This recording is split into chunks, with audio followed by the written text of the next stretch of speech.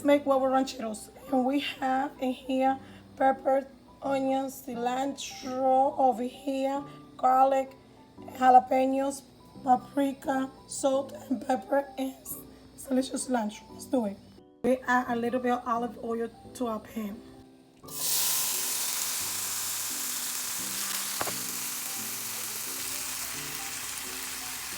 A little bit of water. I'm going to add a little bit of adobo. And now we're going to add the final ingredient, our fresh cilantro. And just like that, we're going to have this nice consistent thick.